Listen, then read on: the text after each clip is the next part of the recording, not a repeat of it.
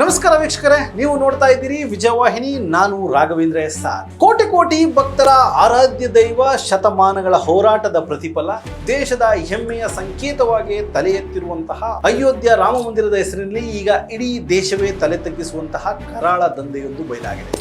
ಭಕ್ತರು ಶ್ರದ್ಧಾಭಕ್ತಿಯಿಂದ ಕೊಟ್ಟ ಕೋಟ್ಯಾಂತರ ರೂಪಾಯಿ ಕಾಣಿಕೆ ಹಣಕ್ಕೆ ಇಲ್ಲಿ ಕನ್ನ ಹಾಕಲಾಗಿದೆ. ರಾಮನ ಹೆಸರಿನಲ್ಲಿ ನಡೆದಂತಹ ಈ ಮಹಾ ಲೂಟಿಯ ಕಂಪ್ಲೀಟ್ ಇನ್ಸೈಡ್ ಸ್ಟೋರಿಯನ್ನ ಇವತ್ತು ನಮ್ಮ ವಿಜಯವಾಹಿನಿ ವರದಿಯಲ್ಲಿ ಬಿಚ್ಚಿಡ್ತೀವಿ. ಹೌದು, ರಾಮ ಮಂದಿರ ದೇಣಿಗೆ ಪಟ್ಟಿಗೆಯಿಂದ ಬರೋಬ್ಬರಿ 7 ರಿಂದ 7.5 ಕೋಟಿ ರೂಪಾಯಿ ಹಣ ದುರ್ಬಳಕೆಯಾಗಿದೆ ಅನ್ನುವಂತಹ ಗಂಭೀರ ಆರೋಪ ಕೇಳಿಬಂದಿದೆ. ಇದರ ತನಿಖೆಗೆ ಇಳಿದಂತಹ ಉತ್ತರ ಪ್ರದೇಶದ SIT ಸದ್ಯಕ್ಕೆ ಶಾಕಿಂಗ್ ಸತ್ಯಗಳನ್ನ ಹೊರಹಾಕಿದೆ. ಈ ಮಹಾ ಹಗರಣದ ಮಾಸ್ಟರ್ ಮೈಂಡ್ ಬೇರೆ ಯಾರು ಅಲ್ಲ, ಮಂದಿರದ ಎಣಿಕೆ ಮಾಡುವ ತಂಡದಲ್ಲಿದ್ದ ಅನ್ಕಲ್ ಮಿಶ್ರಾ ಹಾಗೂ ಆತನ ಭಾವ ಲವಕುಶ್ ಮಿಶ್ರಾ.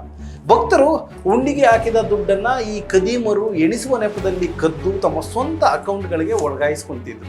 ಈ ಕದ್ದ ದುಡ್ಡಿನಲ್ಲಿ ಐಷಾರಾಮಿ ಕಾರ್, ಬಂಗಲೆ, farm house, brand new Scorpio ಕಾರ್ಗಳನ್ನ ಖರೀದಿಸಿ ಮಜಾ ಮಾಡಿದ್ದಾರೆ.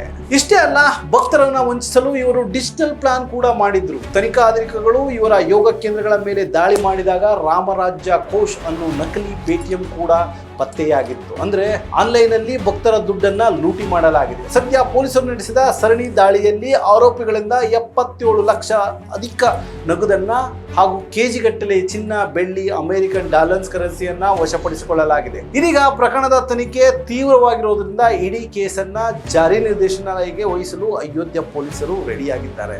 ಈ ಹಗರಣದ ನೈತಿಕ ಹೊಣೆ ಹೊತ್ತು ಟ್ರಸ್ಟಿನ ಪ್ರಧಾನ ಕಾರ್ಯದರ್ಶಿ ಚಂಪತ್ ರಾಯ್ ಅವರು ಈ ಕೂಡಲೇ ಸ್ಥಾನಕ್ಕೆ ರಾಜೀನಾಮೆಯನ್ನ ನೀಡಿದ್ದಾರೆ. ಹೆಚ್ಚಿನ ಮಾಹಿತಿಗೋಸ್ಕರ ವಿಜಯವಾಹಿನಿಯನ್ನು ವೀಕ್ಷಿಸ್ತಾ ಇರಿ. ನಮಸ್ಕಾರ, ಧನ್ಯವಾದ.